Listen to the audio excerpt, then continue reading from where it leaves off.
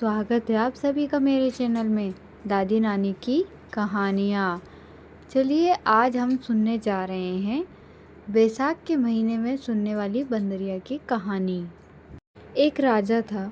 वह बैसाख के महीने में हर सुबह उठकर गंगा जी नहाने जाता था।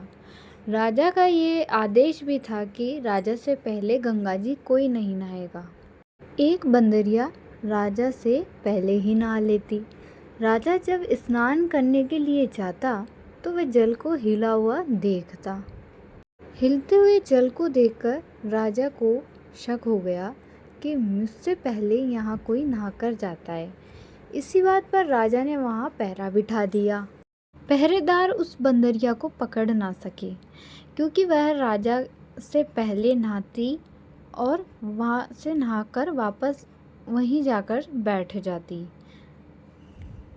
ऐसे करते करते बैसाख का पूरा महीना निकल गया, पर पहरेदार बैसाख के महीने में उस बंदरिया को पकड़ ना सके। बैसाख का महीना बीत जाने के बाद एक दिन सिपाहियों ने उस बंदरिया को देख ही लिया। वह उस बंदरिया को पकड़कर राजा के पास ले गए। अब राजा का प्रण ये था कि यदि कोई औरत राजा से पहले स्नान कर लेगी तो वह उनसे विवाह कर लेंगे। फिर सिपाहियों ने राजा को बताया कि यही बंदरिया आपसे पहले नहाती है। राजा ने अपने प्रण को निभाते हुए बंदरिया से विवाह कर लिया।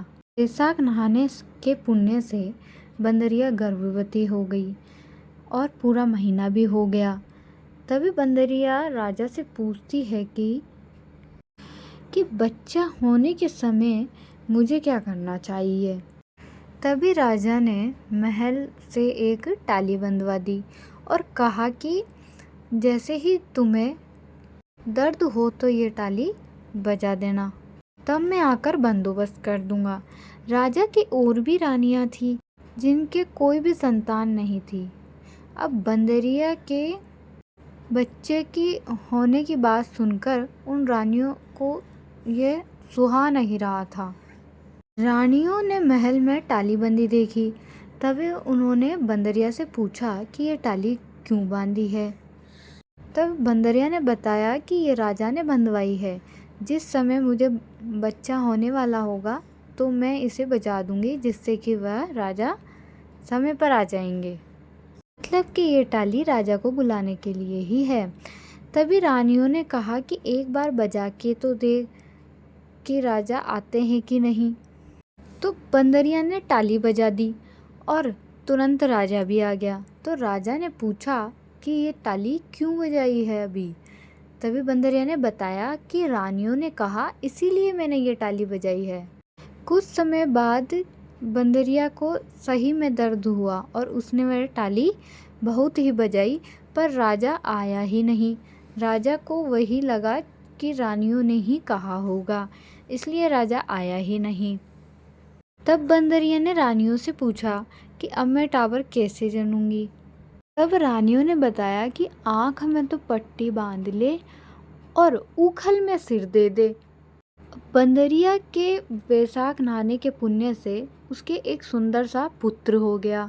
बच्चे के रोने से पहले ही रानियों ने बंदरिया का बच्चा दासी को दे दिया।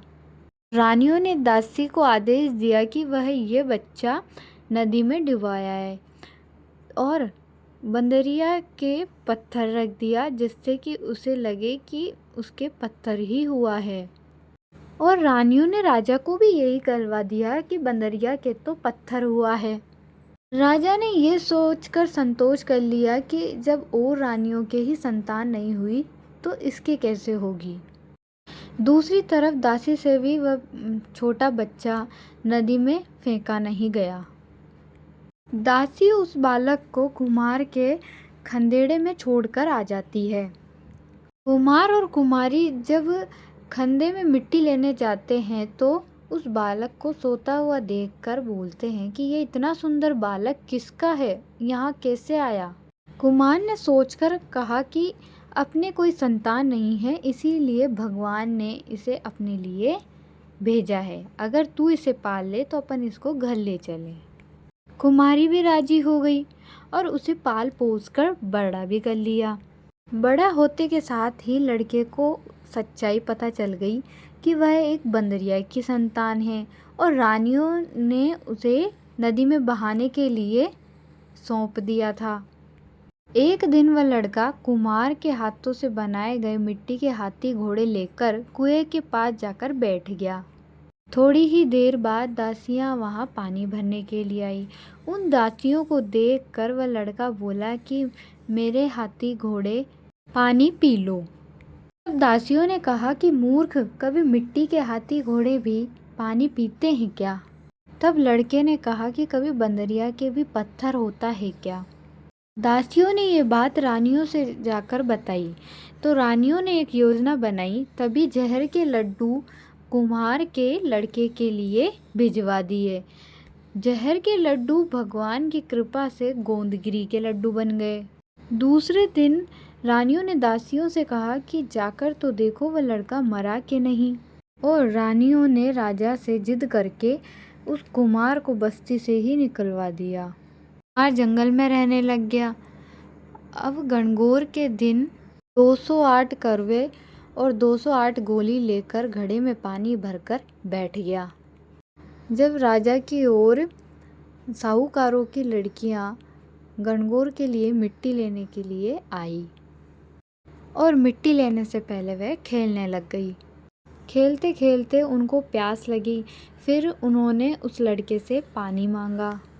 लड़के ने कहा कि मेरे पास गोली है जिसे तुम खाती जाओ और मेरे फिरती जाओ, तभी मैं तुम्हें पानी पिलाऊंगा। यह सुनकर लड़कियां पहले तो राजी नहीं हुई थी, पर प्यास के कारण बाद में राजी हो गई। लड़के ने फिर अपने आगे आग जला ली। वह उन लड़कियों को गोली खिलाता गया और पानी पिलाता गया और वह फिरती रही।